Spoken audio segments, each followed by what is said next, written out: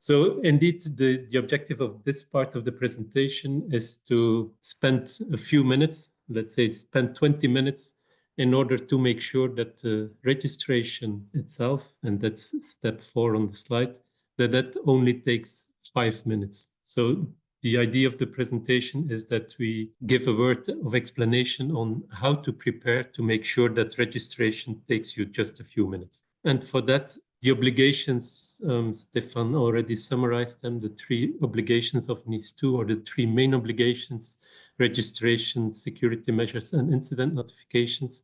I think the registration, besides being an obligation, it's also, you also do it because it enables you as an organization to benefit from services and priority in case you are a NIS2 entity from the CCB.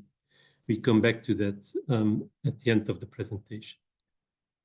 So the registration itself, it's summarized on this slide. You need to do it if you are a NIS2 entity by March 18. It can be done by a legal representative or a delegate, and you do it via @work.safeonweb.be. And each of those, we come back in detail on that. So as on the agenda slides, I recap them here. Step 1, 2, 3, 4, 5. And first 3 preparatory steps, and then in order to fulfill step 4 quickly. And of course, the first step is collect the data upfront, so that once you are behind the computer to do the actual registration, you don't have to look around or call people to find out what you need to fill out. You have the information at hand, or you know where to find it at that moment of time. That's the first thing. The second is that you need to make sure that the right person is behind the keyboard and is capable and allowed to do the registration. And then step 3 is just take your EID or It's Me and log into the registration portal and complete the form. And finally, you can top up with free additional CCB services. All of that is explained, of course, also on our website, and you find the URL on the slides. So let's just go through the different steps. Where for the first one, I think it's quite obvious, and it will be clear once you see the actual screens for the registration, what kind of information is required. I think one in particular you won't know by heart. It's IP addresses and IP ranges and domain names. Which ones, I will come back to that when we see the details. But that's like the information you really need to check upfront because you need to have it to do the registration properly. Then the second one is who is able to do the registration. And basically there are 2 options or 2 possibilities. One is that you are yourself the legal representative of your organization. And in that case, there is no specific preparation required. You just go to step 3 and you can skip step 2. If you are not the legal representative, then you will need to ask to that legal representative to be assigned the task to do the registration. So I come back to that on how you do that on one of the next slides. So this slide is just to inform you where you can find who is the legal representative of your organization. Basically, that information can be found in the KBO public search, so the Kruispunt Bankonderneming, Banque Carrefour des Entreprises, where they have that information publicly available. So it's persons that are listed there, they have the right automatically without any further configuration to do the registration of as an entity within our platform. If that's not the case, then, and that's what we observe in larger organizations, that can take a while sometimes to identify the person, or to have the personal assistant or the right person to have him delegate the task to you. And also the way that the legal representative can do such delegation, it is clearly explained in the step-by-step guide that you will find online. I just give here the overview of the different steps, but the message is go to the URL and follow the steps one by one.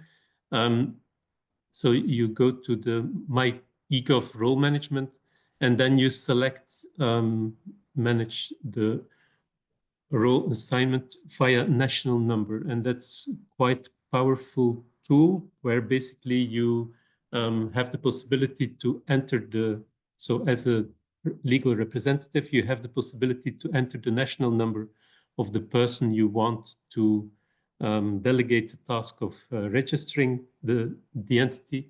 And then the application will come back with the name of the person, and then basically you confirm that name and go to the next step. And then in step 5, that's something you really need to know.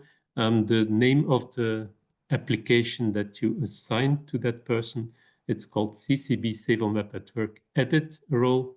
And when you do a few times more next, then that person will be assigned that role. After that you have, and that's important to highlight, step 8, you also need to explicitly go to review and validate the request, and only then the email will be sent to that person so that he can have access so that he can have access with his ID card to the Safeonweb registration module. So that were the 2 first preparatory steps. Collect the data, make sure that the person is the right person to register, and then the next step is basically go to the portal, click the register button, and with your EID or It's Me, you can easily go enter the portal, where you will, if everything turns well, then you will have the list of entities for which you can do the registration. Depending on the person, that will be just your own company or organization, or some people will have the ability or the mandate to do the registration for multiple, and then you have to select the organization that you would like to register as an entity. So it's quite straightforward, I think, but if there would be a problem or a hiccup, you can always check the information, and if the answer isn't in there, or nor in the frequently asked questions, of course, you can drop us an email and we will help you out. So all of that was to arrive at step 4, so that we can quickly complete the online form and submit it, so that we are on time before March 18 for all entities to do the registration. And here again, basically, it's a lot of screens I will show you, but I will walk you through. They are grouped in 3 parts, let's say. You have first some screens with information regarding the organization itself. It's like administrative information on the size, the balance sheet total, and the turnover of the organization, which of course, and that relates to Stefan's introduction, they will help to propose whether you are a small, medium, or a large entity in the next step of the registration process. So first is on the organization size. Then you have the activity, where also all entity types from the annexes of the NIS law, they are taken in that widget, and you can easily select those that apply to you. Where, of course, when you are in energy, it's not just being in energy that makes you in scope, but you need to have one of the activities of an entity type that is in scope and that is listed in the annex of the law.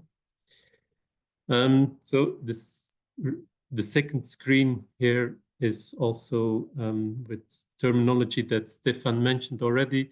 Are you established in Belgium, which basically determines the jurisdiction? Are you an entity, a SIR entity, critical entity resilience, which is like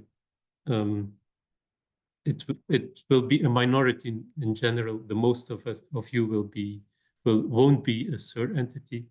And also important is to indicate in which member state you provide services, and to mention the address of your establishment. So the location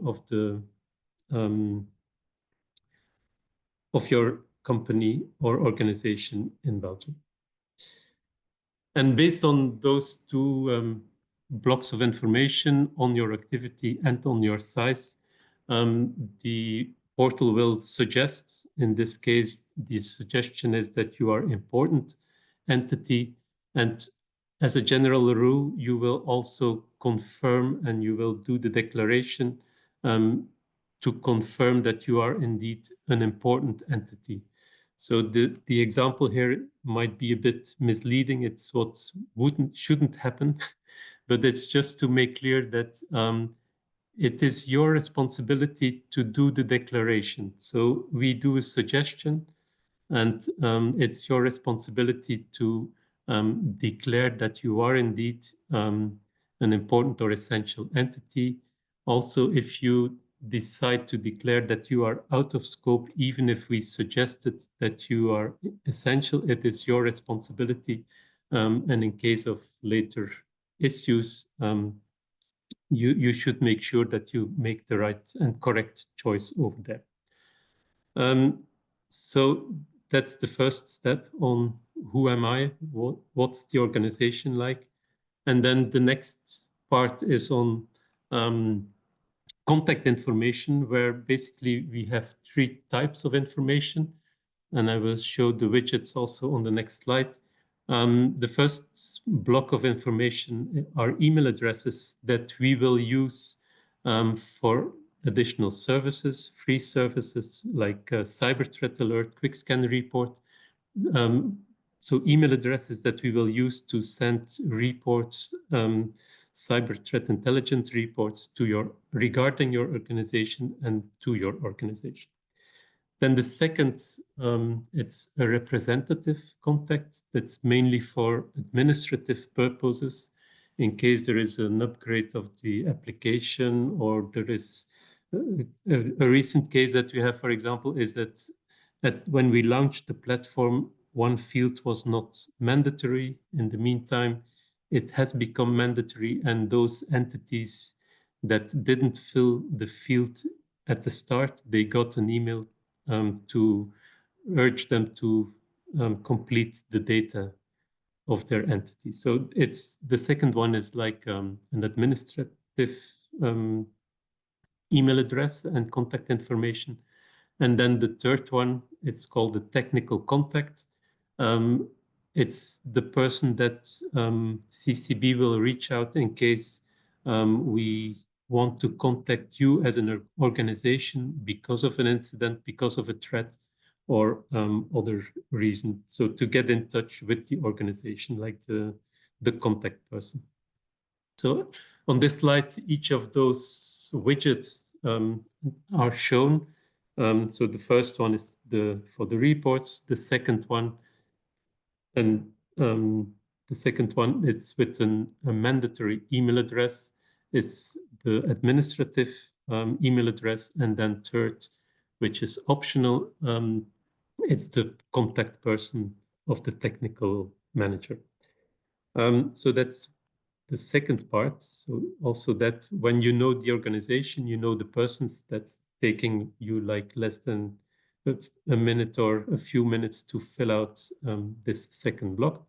And then we come at the technical details on domain names and static public IP addresses. Those are the domain names and IP addresses that are being used for the services that you deliver in the framework of NIS2. So we from CCB will also make use of those IP addresses and domains in case we detect vulnerabilities or threats related to your individual IP addresses or domains, we will make use of them to warn you, spear warn you, to send you reports and provide you information on how to mitigate that kind of threats. So also here, it's quite straightforward. The IP addresses should be IPv4 or 6, which is the standard. So, and with that, so those, that's step 4. It's basically so filling out some screens, and then at the end of the process, you submit and you have registered the organization. A question we sometimes receive is, okay, I registered my organization and I didn't get an email or a confirmation of that. Basically, we might foresee that, or we might do the update later on. For the moment that you don't receive any email. And the reason for that is that basically you can just see the information that you have entered when you log into the platform.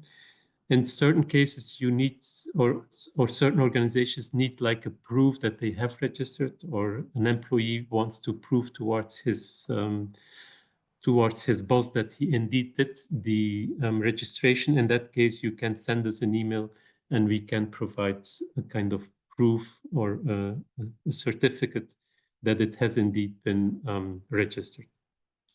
But as a general rule, when you have registered, you can always log on to the portal and also update the information in case there is change of an email address or change of a person.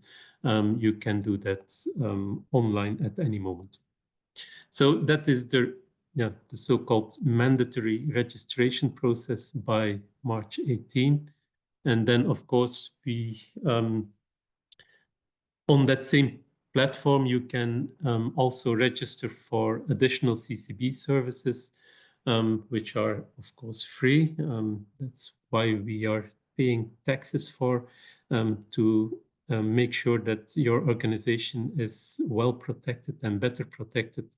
And we share the cyber threat intelligence information that we have, and we make use of it to warn you in case we detect something suspect on your infrastructure. So that's one. And the second one is that you can also request once a year a quick scan report, which makes like an overview of vulnerabilities with an indication of their criticality and mitigation actions that you can take to lower the risk.